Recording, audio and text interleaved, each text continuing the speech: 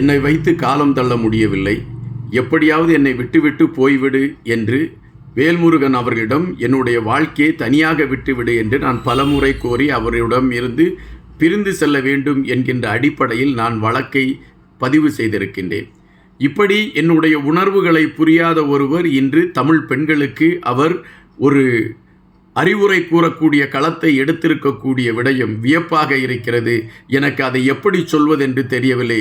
யாராவது இருந்தால் வேல்முருகன் அவரிடம் ஓடோடி போய் சொல்லுங்கள், உங்களுடைய மனைவி உங்களிடமிருந்து பிரிந்து செல்வதற்காக காத்து கொண்டிருக்கின்றார், தயவு செய்து அந்த பிரிவிற்கான அந்த கடிதத்தில் கையெழுத்து போட்டு அந்த பிரிவை அங்கீகரித்து விடுங்கள் என்று சொல்லுங்கள் என்று வேல்முருகன் அவர்களுடைய மனைவி கதறி இருக்கக்கூடிய ஒரு விடயம் இப்பொழுது ஊடகங்களில் முதன்மையான ஒரு இடத்தை பிடித்திருக்கின்றது.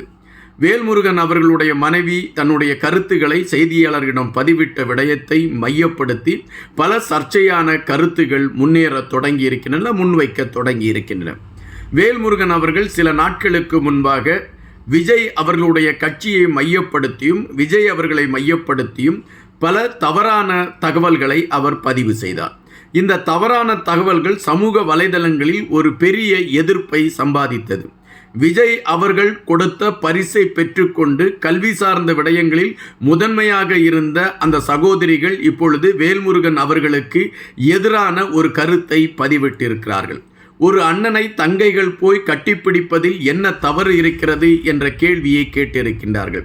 வேல்முருகன் அவர்களுடைய கண்களிலே எப்பொழுதும் எல்லாவற்றையும் தவறாக பார்க்கக்கூடிய ஒரு நிலைப்பாடுதான் இருக்கிறது என்கின்ற ஒரு கருத்தை அவர்கள் அழுத்தமாக எடுத்து வைத்திருக்கின்றார்கள். இந்த சூழலில் விஜய் அவர்கள் எடுத்து வைத்திருக்கக்கூடிய கருத்தையும் நாம் பார்க்க வேண்டியதாக இருக்கின்றது. தன்னை ஒருவர் விமர்சிக்கிறார் என்கின்ற பொழுது அது ஒரு சராசரி மனிதனாக இருந்தாலும் சரி அல்லது ஒரு அரசியல் தலைவராக இருந்தாலும் சரி, என்னை விமர்சித்தவருக்கு எதிராக நீங்கள் செயல்படுங்கள் என்கின்ற ஒரு மறைமுக கட்டளையாவது அவர்கள் இட்டு விடுவார்கள். இது அரசியல் களத்தில் நாம் தொடர்ச்சியாக பார்க்கக்கூடிய ஒரு விடயம். ஆனால் வேல்முருகன் அவர்கள் தனக்கு எதிரான கருத்துக்களை பதிவிட்டிருக்கிறார் என்கின்ற செய்தி சொல்லப்பட்ட பின்பு விஜய் அவர்களிடம் இருந்து எந்த எதிர்ப்பும் அது சார்ந்து வரவில்லை. அவரை பொறுத்த மட்டில் நான் சூரியனாக நிமிர்ந்து நிற்கிறேன், யாரோ என்னை பார்த்து குறைத்து கொண்டு செல்கிறார்கள் என்கின்ற நிலைப்பாடுதான் விஜய் அவர்களுடைய மனதிலே இருக்கிறது. இப்பொழுது தன்னுடைய கட்சி தொண்டர்களுக்கு அவர் கட்டளையும் இட்டிருக்கின்றார். யாராவது நம்மை விமர்சிக்கிறார்கள் என்பதற்காக அவர்களை எதிர்த்து நீங்கள் விமர்சனம் செய்யாதீர்கள். நீங்கள் உங்களுடைய வேலைகளை செய்வதற்கான களங்களை ஆரம்பியுங்கள். நமக்கு ஒவ்வொரு வாக்கும் தேவையான ஒன்று என்கின்ற ஒரு தெளிவான அறிவுரையை சொல்லி அவர்களை ஊக்கப்படுத்தி இருக்கின்றார். ஒரு வித்தியாசமான அரசியல் தலைவராக தன்னுடைய களத்தை அவர் எடுத்திருக்கிறார் என்பது நாம் இங்கு பதிவு செய்ய வேண்டிய ஒன்றாக இருக்கின்றது. இன்னொரு விடயத்தை மையப்படுத்தியும் இப்பொழுது ஒரு பரபரப்பு செய்தி வருகின்றது. விஜய் அவர்கள் தமிழகத்தில் இருக்கக்கூடிய பெரும்பாலான நகரங்களுக்கும் அல்லது பல இடங்களுக்கும் சென்று மக்களை சந்திக்க இருக்கிறார் என்றும், செல்கின்ற இடங்களில் பொதுக்கூட்டங்கள் நடத்துவதற்கான ஒரு முயற்சிகள் எடுக்கப்படும் என்றும், அதுபோல அரசியலில் ஒரு புதுமையான கலாச்சாரத்தை விஜய் அவர்கள் கையில் எடுத்திருக்கிறார் என்கின்ற விடயங்களும் பரபரப்பு செய்திகளாக ஊடகங்களில் வந்து கொண்டிருக்கின்றன. அது என்னவென்றால், ஒவ்வொரு தொகுதியிலும் மக்களுக்காக உழைக்கக்கூடிய நல்லவர்கள் இருப்பார்கள். அவர்கள் எந்த கட்சியில் இருந்தால் கூட பரவாயில்லை, அவர்களை சந்தித்து அவர்களுக்கு நாம் ஒரு பாராட்டு தெரிவிக்க வேண்டும் என்ற ஒரு கணக்கீடை கையில் எடுத்துக்கொண்டு இந்த விஜய் அவர்கள் மக்களை சந்திப்பதற்காக எடுக்கக்கூடிய இந்த நகர்வுகளில் ஒவ்வொரு நல்லவர்களை சந்தித்து, அதாவது தேர்தல் களத்தில் அல்லது அரசியல் களத்தில் நல்லவர்களாக இருக்கக்கூடியவர்களை சந்தித்து அவர்களுக்கு பாராட்டு செய்யக்கூடிய ஒரு களத்தை எடுக்க இருக்கிறார் என்கின்ற விடயங்களும் பரபரப்பாக பேசப்படுகின்றன. இந்த சூழலில்தான் வேல்முருகன் அவர்களுடைய மனைவியுடைய கதறல். இந்த கதறல் தான் இப்பொழுது ஊடகங்களில் முதன்மையான இடத்தை பெற்றிருக்கின்றன. வேல்முருகன் அவர்களோடு 20 வருடங்களாக பயணித்த மனைவி நான், எனக்கும் அவருக்கும் இடையே கருத்து வேறுபாடு உருவாகிவிட்டது, அவரை விட்டு பிரிந்து செல்ல வேண்டும் என்கின்ற நிலைப்பாட்டை நான் எடுத்து விட்டேன். காரணம், இப்படி ஒரு மனிதரோடு வாழ்வியலை தொடர வேண்டுமா என்கின்ற கேள்வி என் மனதிற்குள் எழும்பிய காரணத்தினால் வேல்முருகன் அவர்களை புறம் தள்ளிவிட்டு நான் தனித்து வாழ்வதற்கான ஒரு களத்தை எடுத்து விட்டேன். அவரிடம் அந்த விவாகரத்து சம்பந்தப்பட்ட விடயங்கள் அவரிடம் இருக்கின்றன. என்னுடைய பிரிவை நான் சுதந்திரமாக வாழ்வதற்கு என்னுடைய பிரிவை கோருகின்றேன். அந்த பிரிவை அவரை கொடுக்க சொல்லுங்கள் என்கின்ற ஒரு விடயத்தை அவர் எடுத்து வைத்து ஊடக மத்தியிலே ஒரு பரபரப்பை அவர் கொளுத்தி போட்டிருக்கின்றார்.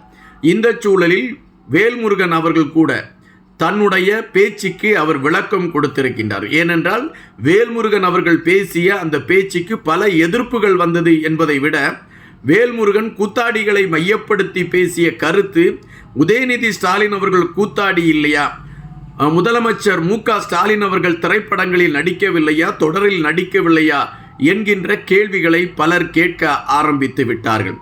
இந்த கேள்விகளுக்கான பதில் எதுவாக இருக்கும் என்றால் கூட்டணிக்குள் ஒரு சலசலப்பு வந்துவிடும் என்கின்ற நிலைப்பாடு உருவாகிவிட்டது. எனவே இந்த சூழலில் தன்னிலை விளக்கம் அளிக்க வேண்டிய ஒரு நிலைமையை வேல்முருகன் அவர்கள் எடுக்கக்கூடிய ஒரு சூழல் அமைந்திருக்கிறது. அதன் அடிப்படையில் தன்னிலை விளக்கத்தை அவர் கொடுத்திருக்கின்றார். நான் பேசியது 60 நிமிடம். இந்த 60 நிமிடத்தில் நான் பேசிய சில விடயங்களை மட்டுமே அவர்கள் வெளியே கொண்டு வந்து நான் தவறான கருத்துக்களை பதிவிட்டேன் என்கின்ற ஒரு பிம்பத்தை உருவாக்கிவிட்டார்கள். இந்த பிம்பத்தை நம்பிக்கொண்டு என் மீது பலர் காழ்ப்புணர்ச்சியினால் செயல்பட்டு கொண்டிருக்கின்றார்கள். நான் 40 வருடங்களாக மக்கள் சார்ந்த களத்தில் நான் பயணித்து கொண்டிருக்கின்றேன். நான் மற்ற கட்சி தலைவர்களை எல்லாம் ஒரு சகோதரர்களாகத்தான் பாவித்து கொண்டிருக்கின்றேன். அப்படிப்பட்ட நான் தவறான பதிவுகளை எடுத்து வைப்பேனா என்ற ஒரு கேள்வியை கேட்டிருக்கின்றார்.